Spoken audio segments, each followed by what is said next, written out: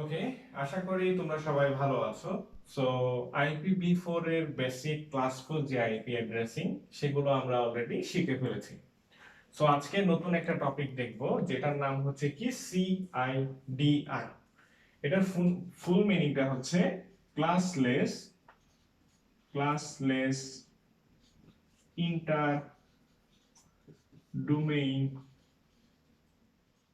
Routing. এটার পূর্ণরূপ হচ্ছে classless inter domain routing. So এই কনসেপ্টটা আমাকে কেন শিখতে হবে? অলরেডি স্যার শিখাইছেন তো আইপি কিভাবে কাজ করবে ক্লাস ফুলে। এখন তুমি হয়তো লক্ষ্য করেছো, আমি যখন তোমাকে গত ক্লাসে বলছিলাম যে আমি 254 পর্যন্ত আসলে ক্লাস সি দিয়ে কাজ সারতে পারবো। 254 পর্যন্ত আমার যদি হোস্ট লাগে, আমার কোন ক্লাসে যেতে হতো? ক্লাস সি তে যেতে হতো, তাই না? এখন 255টাও যদি আমার লাগে কোনো কারণে, তখন আমাকে কোথায় যেতে হবে? ক্লাস বি তে চলে যেতে হবে। 255টাও যদি হোস্ট লাগে, তখন আমাকে কোথায় চলে যেতে হবে? ক্লাস বি তে। কিন্তু ক্লাস বি এর এক একটাতে কতগুলো থাকে? 65,000। ক্যালকুলেটরটা একটু দেখি। 534টা, 65,534, কিংবা আমরা যেটা বলি 2 টু দি পাওয়ার 16 মাইনাস 2, এত সংখ্যক আসলে হোস্ট থাকে। তার মানে আমার লাগবে 255টা। আমি আসলে এমন একটা রেঞ্জ নিচ্ছি যেখানে 65,534টা আইপি আছে। তার মানে তুমি যদি চিন্তা করো, এখানে 65,000-এর বেশি আইপি আসলে তোমার ইউজ হবে না, মানে যেগুলো আনইউজড রয়ে যাবে। তার মানে কি, তুমি যদি এই কনসেপ্ট ইউজ করো, আসলে তোমার হিউজ পরিমাণ আইপি লস হচ্ছে। সো আইপি লস ঠেকানোর জন্যই দিনের পর দিন নতুন নতুন কনসেপ্ট আসলে ইন্ট্রোডিউস করা হয়েছে। তো এর মধ্যে প্রথম যে ওয়েটা ইন্ট্রোডিউস করা হয়েছিল এটা হচ্ছে সিআইডিআর বা classless inter domain routing. So গত ক্লাসে আমরা যেটা দেখেছি সেটার উল্টোটা আজকে একটু দেখার চেষ্টা করব। গত ক্লাসে আসলে আমি তোমাদেরকে বলে দিচ্ছিলাম যে আমার কয়টা হোস্ট লাগবে, সেই অনুযায়ী তুমি ডিসিশন নাও তুমি কোন ক্লাসের আইপি ইউজ করবা। 254 নিচে লাগবে সি নাও, বেশি লাগবে বি নাও। 65,534 এর বেশি লাগবে, তখন তুমি এ নাও। ওকে, এইভাবে করে শুরু করেছিলাম। আজকে ঠিক উল্টো ভাবে শুরু করব। আমাকে একটা আইপি দেওয়া থাকবে, আমি ওই আইপি থেকে খুঁজে বের করার চেষ্টা করব আমার ওই দেওয়া আইপি যে নেটওয়ার্কের আন্ডারে আছে সেই নেটওয়ার্কে কতটা করে আসলে হোস্ট থাকতে পারে। উল্টো কাজটা করব। আগে হোস্ট দেওয়া থাকতো, কোন ক্লাস সেটা বের করতাম। এখন আমাকে হয়তো একটা আইপি দেওয়া থাকবে, আমি এটা কোন ক্লাস আরো বিভিন্ন ধরনের ক্যালকুলেশন দেখার চেষ্টা করব। সো শুরু করি। সো ধরো তোমাকে একটা আইপি দেওয়া আছে, ধরো 172.0.0.5, এরকম একটা আইপি তোমাকে দেওয়া আছে। সো এটা তুমি দেখেই খুব সহজেই বুঝতে পারছো, এটা ক্লাস বি তে রেঞ্জ ছিল 128 থেকে 191, বি তে রেঞ্জ ছিল। এই রেঞ্জগুলো তোমাকে অবশ্যই একটু মনে রাখতে হবে। সো এইরকম অ্যাড্রেসের সাথে আমরা অবশ্যই পরিচিত, তাই না? কিন্তু সিআইডিআর এর যে অ্যাড্রেস, সেখানে তোমাকে আসলে এইভাবে করে দেওয়া থাকবে না। এখানে দেওয়া থাকবে, ধরো এখানে দেওয়া থাকতে পারে ধরো 20 স্ল্যাশ দিয়ে, ভাগ চিহ্নের মতো একটা স্ল্যাশ দিয়ে এক্সট্রা একটা 20 দেওয়া থাকবে।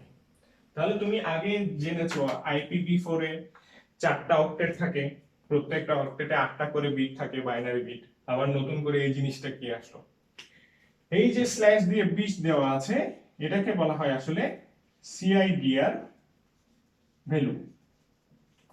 এটাকে কি বলা হয়? সিআইডিআর ভ্যালু বলা হয়। সো এই সিআইডিআর ভ্যালুটা আসলে আমি যে ক্লাস বি এর, ক্লাস এ এর, ক্লাস সি এর যে নেটওয়ার্ক গুলো পাচ্ছি সেগুলোকে আসলে ভেঙে ফেলতে হেল্প করবে। আমি বলেছিলাম ক্লাস সি এর একটাতে 254 পর্যন্ত হোস্ট তুমি চাইলে ইউজ করতে পারো।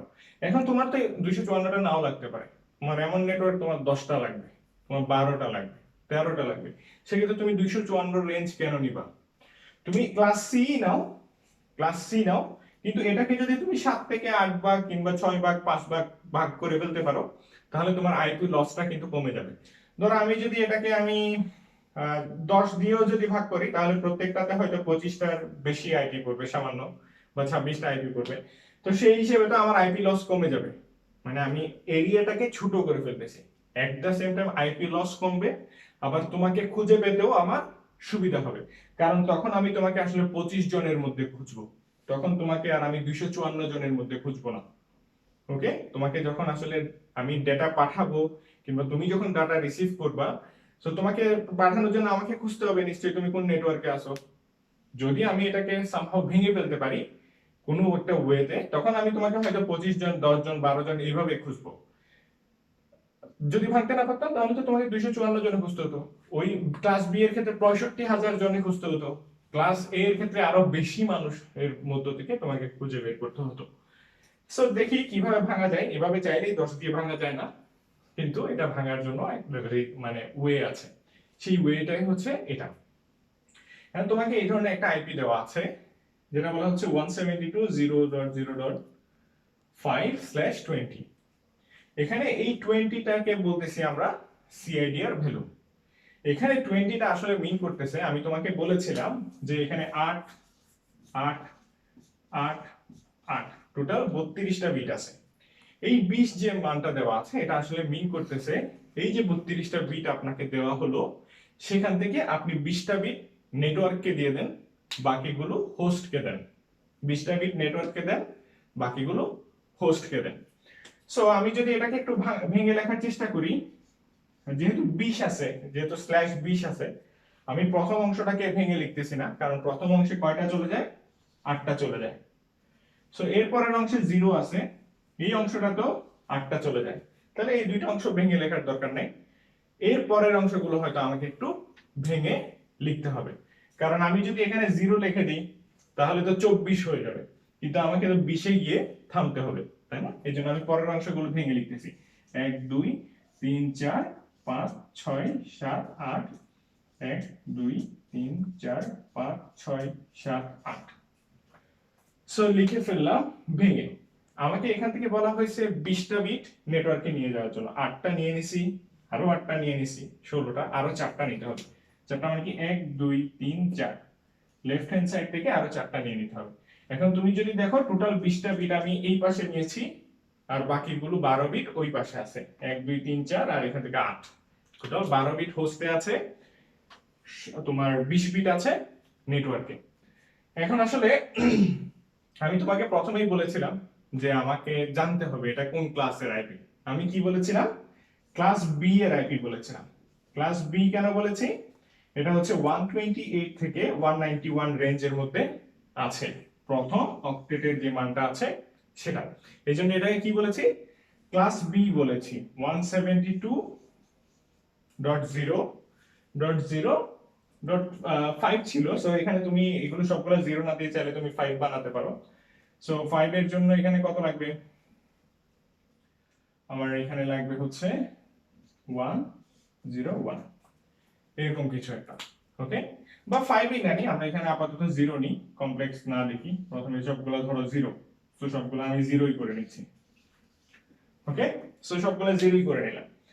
এখন আমি বলেছি তোমাকে প্রথমে আইডেন্টিফাই করতে হবে কোন ক্লাসের, ক্লাস বি। তারপর তুমি অ্যাড্রেসটা এভাবে ভেঙে লিখলা একটু চিন্তা করে, যে যদি এখানে 24 এর বেশি থাকে, তাহলে 24 পর্যন্ত তুমি নরমালি লিখে ফেলো, বাকিগুলোকে ভেঙে লিখো।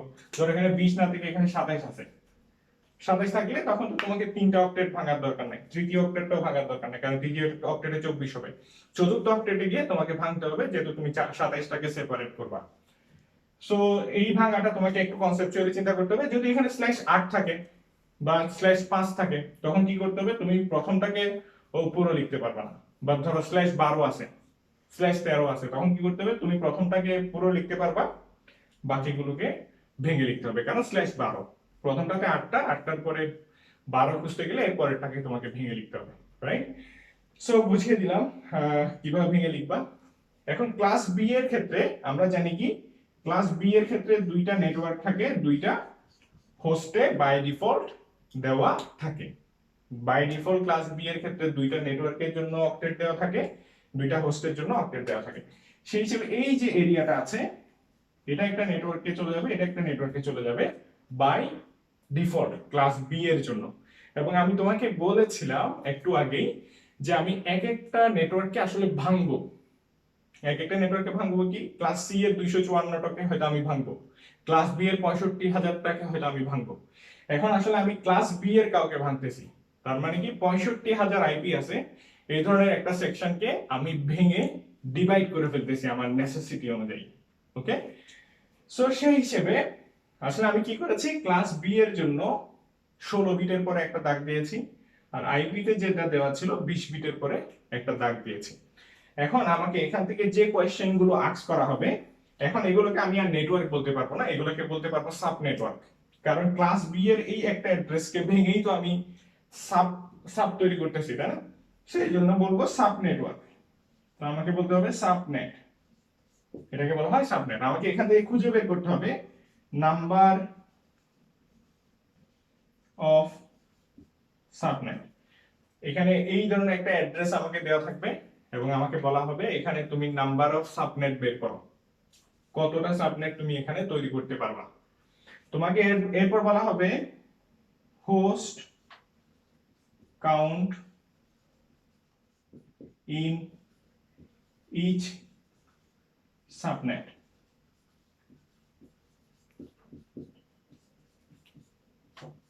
এরপর তোমাকে বলা হবে host count in each subnet. তুমি যে এই যে সাবনেটে ভেঙে ফেললা, ক্লাস বি এর একটা অ্যাড্রেসকে যে কয়েকটা ভাগে ভাগ করতে যাচ্ছ, সেই ভাগগুলোতে প্রত্যেকটা সাব নেটওয়ার্কে কতজন করে হোস্ট থাকতেছে, মানে কতজন করে ইউজারকে আমি অ্যাসাইন করতে পারবো, সেটা তোমাকে বের করতে হবে।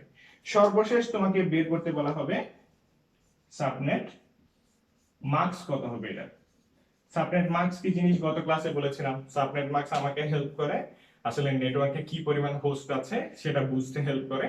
এট দ্য সেম টাইম যে নেটওয়ার্কটা আমি নিয়েছি সেই নেটওয়ার্কের আন্ডারে কতগুলো নেটওয়ার্ক ক্রিয়েট করা যাবে সেটাও একটু বুঝতে হেল্প করে। বাট এটা মানে সবচেয়ে বেশি হেল্প করে আসলে ওই নেটওয়ার্কে কতটা হোস্ট আছে সেটা আমাকে বুঝতে সবচেয়ে বেশি হেল্প করে। So number of sub network বের করার কথা হচ্ছে, আমি দেখেছি এইটুকু তো মেইন নেটওয়ার্কের আন্ডারে চলে গেছে। আমি আসলে নতুন আমার যে সাব নেটওয়ার্ক আমি ক্রিয়েট করতে যাচ্ছি সেখানে নিয়ে আসছি কাদেরকে, এই 4 জনকেই তো নিয়ে আসছি, বাকি এই 12 জন তো অলরেডি হোস্টেই রয়ে গেছে, এরা তো আর নেটওয়ার্কে আসার সুযোগ পায় না। এই 12 জন কোথায় রয়ে গেছে, হোস্টের কাছে রয়ে গেছে, মানে ইউজারের কাছেই রয়ে গেছে। বাট আমি এই 4 জনকে নতুন করে নিয়ে আসলাম ডিভাইড করার জন্য। এই 4 জন মানে কি 4টা বিট। এখন এই 4টা বিটের কতটা কম্বিনেশন হতে পারে, 4টা বিটের কম্বিনেশন হতে পারে কত, 2 টু দি পাওয়ার 4, যেহেতু এই বিটগুলো বাইনারি বিট, তাই না? সো বাইনারি বিট যেহেতু, সো 2 টু দি পাওয়ার 4 সংখ্যক এখানে কম্বিনেশন হতে পারে। কম্বিনেশন গুলো কি রকম তোমরা নিশ্চয়ই ডিএলডি সহ বিভিন্ন কোর্সে দেখেছো যে 4টা বিটের কিভাবে কম্বিনেশন বানাতে হয়। প্রথমে 8টা 0 8টা 1, 4টা 0 4টা 1, 2টা 0 2টা 1, একটা 0 একটা 1। সো এরকম করে 16টা কম্বিনেশন তুমি চাইলে এখানে বানাতে পারবা। আমি যদি দেখাই এরপরে কম্বিনেশনটা কি হবে, 0 0 0 1, 0 0 1 0, 0 0 0 1 1। এরকম করে তুমি এখানে কতটা কম্বিনেশন বানাতে পারবা, 16টা কম্বিনেশন তুমি এখানে খুব সহজে বানাতে পারবা। তার মানে আসলে আমার এখানে নাম্বার অফ সাব নেটওয়ার্ক কতটা, আমি যে জায়গাটা তৈরি করলাম এই জায়গাটায় নাম্বার অফ সাব নেটওয়ার্ক কতটা, 2 টু দি পাওয়ার 4, যেটা হচ্ছে আসলে 16, তাই না? এবার host count in each sub network বলেছে। হোস্ট কাউন্ট এখানে আর তোমাকে স্পেশাল পারপাসে রিজার্ভ রাখতে হবে না, 2 টু দি পাওয়ার 4 মানে 16তে শেষ। এরপর এখানে বলা হচ্ছে host count in each subnet, প্রত্যেকটা সাবনেটে কতটা করে হোস্ট থাকবে। এখানে হোস্টের জন্য বিট আছে কয়টা, টোটাল 12টা। সো 2 টু দি পাওয়ার কত হবে, 12 হবে, যেহেতু 12টা বিট পড়েছে। এই 12টা বিটের তাহলে কতটা কম্বিনেশন হতে পারে, 2 টু দি পাওয়ার 12 সংখ্যক। কিন্তু এখানে তোমাকে অবশ্যই ঠিকানা রেখে যেতে হবে, তার মানে একটা নেটওয়ার্ক অ্যাড্রেস এবং একটা ব্রডকাস্ট অ্যাড্রেসের জন্য রেখে যেতে হবে। সো আমার হোস্টের সংখ্যা হবে কত, 2 to the power 12, 2 to the power 12 minus 2, যেটা হচ্ছে কত, 4098টা করে, সরি 4094টা করে হোস্ট থাকবে প্রত্যেকটা নেটওয়ার্কে। তাহলে সাব নেটওয়ার্ক বানালাম কয়টা? 16টা একটা নেটওয়ার্কে ভেঙে। তার মানে 65,000কে তুমি আসলে 16 ভাগে ভাগ করে বলছো। এরপর দেখো এই এটাকে যদি আসলে তুমি 16 দিয়ে গুণ করো, তোমার ওই যে 65,534 সেটার কাছাকাছি একটা সংখ্যাই আসবে। আবার এখান থেকে দুইটা করে বাদ দিয়ে দিচ্ছি তো, সো ওই দুইটা হয়তো ওই দুইটার কারণে তুমি 16 ইন্টু 32টা হয়তো কম আসতে পারে। এটা একটু লজিক্যালি চিন্তা করে নিবা, তাহলেই বুঝতে পারবা। তার মানে আসলে আমি কি 65,534 অথবা এরকম যে নাম্বারটা ছিল 584, এটাকে আসলে আমি কত ভাগে ভাগ করে ফেলেছি? 16 ভাগে ভাগ করে ফেলেছি। মানে 16টা আলাদা আলাদা সাব নেটওয়ার্কে ভাগ করে ফেলেছি। সো আমার নেসেসিটি ছিল কত? হয়তো আমার ইউজারের কাছে 4100টা করে আইপি লাগবে, এই জন্য আমি এইভাবে ভেঙেছি। 4100 না, ধরো 4094 কম আর কি, 4090 লাগবে বা 4092 লাগবে, এরকম তার রিকোয়ারমেন্ট ছিল, বা 4050 বা 4000 রিকোয়ারমেন্ট ছিল, এই জন্য আমি এভাবে তাকে ভেঙে দিয়েছি। এখন সাবনেট মাস্কটা কি হবে? সাবনেট মাস্কের গত ক্লাসে বলে ফেলেছিলাম, নেটওয়ার্কের জায়গায় 1 বসাও, হোস্টের জায়গায় 0 বসাও, তাহলে তুমি খুব সহজেই সাব নেটওয়ার্ক গুলো সাবনেট মাস্ক পেয়ে যাবে। নেটওয়ার্কের জায়গায় 1 বসাও, হোস্টের জায়গায় 0 বসাও, তাহলে তুমি খুব সহজেই সাবনেট মাস্ক পেয়ে যাবে। এখানে এই অংশটুকু পুরোটা নেটওয়ার্কে চলে গেছে, তাই না? তাহলে এটার জন্য কত? 255, সবগুলো 1 বসাইলাম। এই অংশটুকু পুরোটা নেটওয়ার্কে চলে গেছে, এনএম দেওয়া আছে আগে থেকে। সো এই পুরো অংশটার মান কত? সবগুলো 1 দিলে 255। এখন এই পুরো অংশটা কি নেটওয়ার্কে গেছে? যায় নাই, এই চারটা নেটওয়ার্কে গেছে। সো এখানে নিশ্চয়ই এই চারটার মানগুলো এবার আমাকে হিসাব করতে হবে। এটা হিসাবটা কিরকম? 1 2 4 8 16 32 64 128। সো কাদের নিচে 1 আছে? 128 64 32 16, এদের নিচে 1 আছে, তাই না? সো 120 আর 64, 128 আর 64 এ কত? 192। সো 192 এর সাথে 32 এবার তুমি যোগ করো, তাহলে হবে কত? 224। 224 এর সাথে যোগ করো 16, তাহলে হবে কত? 240। বাকি চারটা তো তোমার হোস্টে পড়ছে, তো বাকি চারটা তো হোস্ট সমান কি বসাতে হবে? 0 বসাতে হবে। সো এই জন্য 240 পেয়েছি। এগুলোতে 1, বাকিগুলোতে তুমি আসলে 0 বসাবো। আর একদম লাস্টের অক্টেটটাতে পুরোটাই হোস্টে পড়েছে, সো এটা সম্পূর্ণটাই তোমাকে কি বসাতে হবে? 0 বসাতে হবে সবগুলা। সো এই অংশটার রেজাল্ট আসবে কি? 0। আবার একটু বলে নিচ্ছি যদি কমপ্লেক্স লাগে, নেটওয়ার্কে টোটাল বিট গেছে কয়টা? তুমি যদি এত কষ্ট করতে না চাও, 32টার মধ্যে প্রথমে 20টা 1 বসাও, তারপর 12টা 0 বসাও, তারপর তুমি ডেসিমেল থেকে বাইনারি থেকে ডেসিমেলে কনভার্ট করো। এটাও করতে পারো যে 20টা 1 বসাই দাও, বাকি যেগুলো থাকে 0 বসাই দাও, বাকি থাকে 12টা। সো তাহলে তুমি খুব সহজেই কনভার্ট করে ফেলতে পারবা। অথবা এখান থেকে নিতে পারো এই প্রথমটা পুরাটাই নেটওয়ার্কে চলে গেছে, এজন্য 255, সবগুলো 1 বসাইছিলাম। দ্বিতীয়টাও পুরোটা নেটওয়ার্কে চলে গেছে, এজন্য সবগুলো 1 বসাই দিছি, 255। তৃতীয়টা থেকে সবগুলো যায় নাই, চারটা গেছিল, ওই চারটাতে 1 বসাই দেখছি মান বসাইলে কত হয়, সেগুলোকে যোগ করছি, যোগ করলে কত হয়? 240। আর লাস্টেরটা পুরোটাই আটটাই 0 ছিল, এজন্য এখানে কত এসেছে? 0। সো এইভাবে করে তুমি খুব সহজেই সাবনেট মার্কস বের করতে পারো। সো আজকে আর বেশি দেখাবো না, এইটুকু অংশ তোমরা খুব ভালোভাবে প্র্যাকটিস করো, তাহলে আমার পরের ক্লাসটা আমাদের বুঝতে আরো সুবিধা হবে। ধন্যবাদ সবাইকে, আল্লাহ হাফেজ।